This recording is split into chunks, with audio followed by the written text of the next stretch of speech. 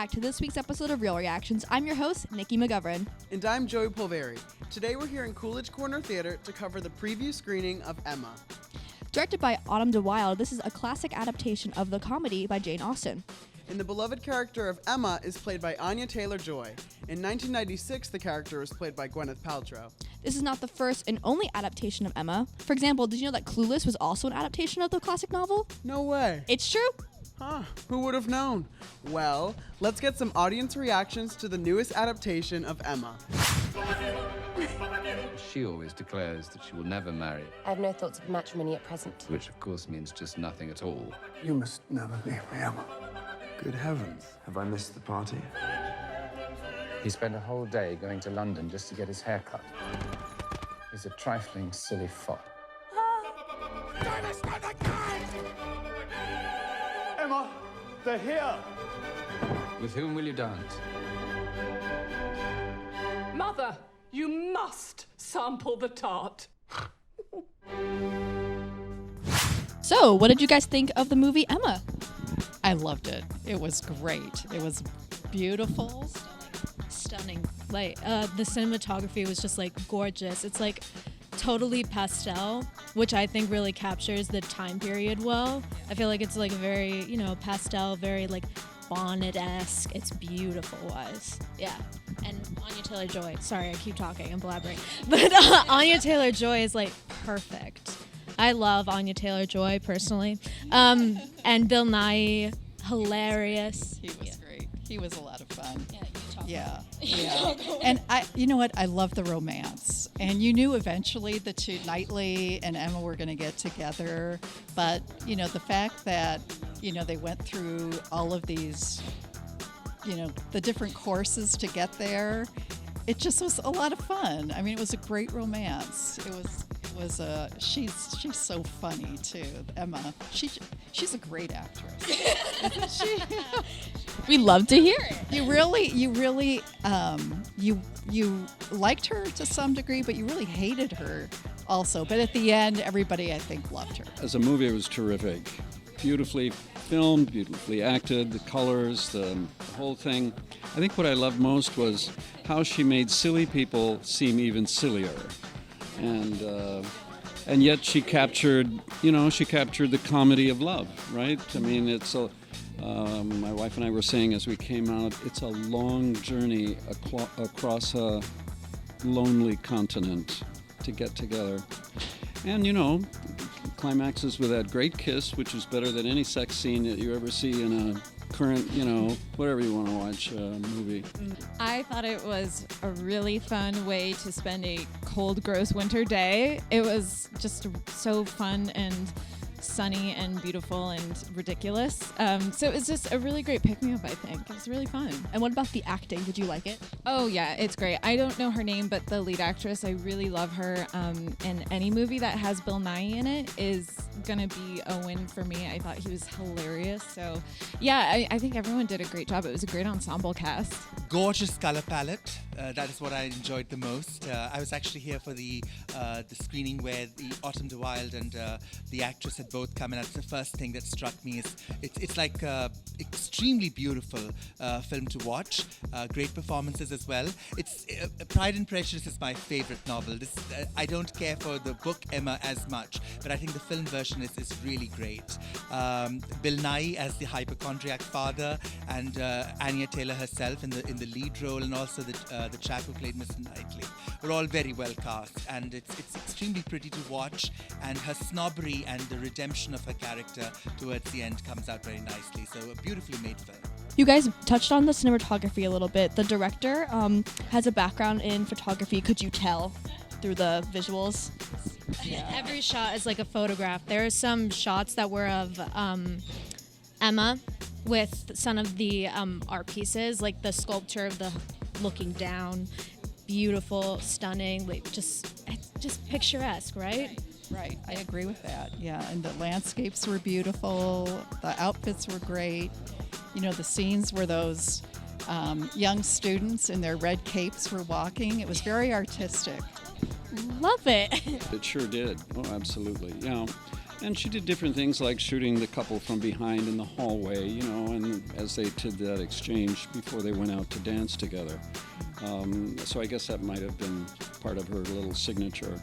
No, it was gorgeous. Oh, absolutely. Yeah, it's just total eye candy. I mean, every shot is gorgeous, and that's part of why it was just so great to sit back and just kind of watch these beautiful scenes unfold. They could have been talking about anything and it would have been fun because it's just gorgeous to look at. Is this your first time seeing a film adaptation of Emma? Oh no, there've been a couple before. I've forgotten them by now, but Do you know how this one compares to the others? well, I think the scripts in the others were better. I just had a feeling that the way this story unrolled was not quite as crisp in its humor. It was, I don't know how to put it, but I just didn't think the script was as tight. And it took 2 hours, right? I mean, you don't need 2 hours to tell that story. Have you guys read the book by Jane Austen? Are you a fan? Yes, of course. Of course I am. I loved it because I saw Clueless first. And then I was like, this is based off of Jane Austen? I was like, I want to see what this is like. And then I read it and I loved it. And this version, I think, is one of the better ones I've seen. How many versions have you seen of Emma? 3. Awesome. Is this your favorite? Yes. That's raising a high bar. My favorite, even after Emma, still remains Sense and Sensibility, for which Emma Thompson wrote the screenplay and won the Oscar. So that is my absolute favorite. And then the BBC version of Pride and Prejudice with Jennifer Ely and Colin Firth. So basically any rendition. I've even seen Clueless, which was loosely based on Emma. So anything to do with Jane Austen or adapting her really appeals to me. I read all her 6 novels. In fact, I even read Sanditon, the unpublished one. And Persuasion was actually in my course at university in English literature. So the way Jane Austen is taught is to understand one novel, you have to have a smattering of all the others. So she's one of my favorite novelists. And I think her satire is so powerful and masculine that men are really drawn to her novels and her characters.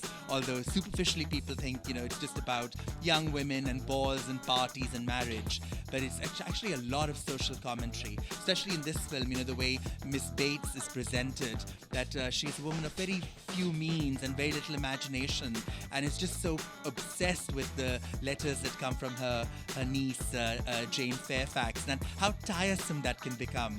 So I thought that was very interesting social commentary about some very unimaginative people who really have, not much to do in life. So how did this adaptation stand in line with the other adaptations that you've seen? I didn't really care for the one that had been made earlier with Gwyneth Paltrow. She was a little too American for the role, and I didn't care for that film. So I think this is definitely a great improvement on that. But apart from the delight it captures of the book, what I really enjoyed with, like I said, the colors. It's very, very pleasant to watch, and the humor in the situation is dealt with delightfully. We gather here in this time of man's great innocence. Innocence? Innocence? No? Bill Nighy was the best choice for the father. How spry he is and how also he's always excessively concerned about the draft. And that was actually very humorous. Have you read the book from Jane Austen? I actually have never read any Jane Austen, but Okay, me too. I know. But I know the stories, and I think this was my first, except for Clueless, this was my first time seeing a period kind of version of it. And it was really charming. I feel like it has all the classic Jane Austen things that everyone loves, like the heavy eye contact during dancing and, the beautiful costumes and things like that. So it was really enjoyable. Awesome. So would you recommend this movie to other people? Oh, absolutely. Sure. It's a hoot. Oh, absolutely.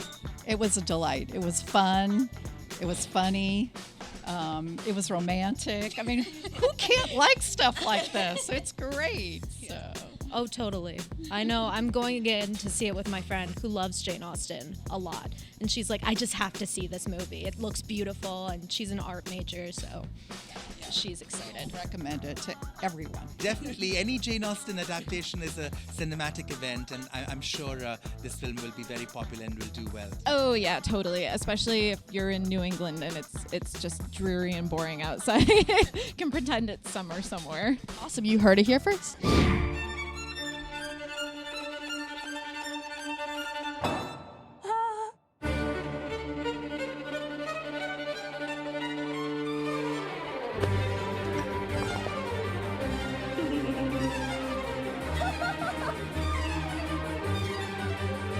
Emma.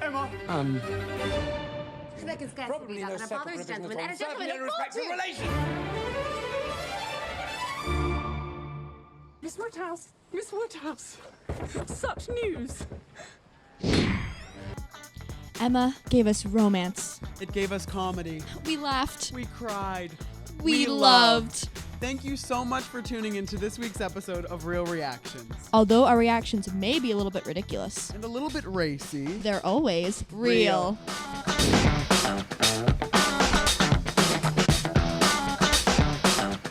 Rolling sound. Can I get a clap? Movie theater popcorn is like next to Wait, can I have another piece? Thank you. I'm really living for it. It's not a salt that I needed. Do you know what I mean? What are you trying to do there? Are you recording this?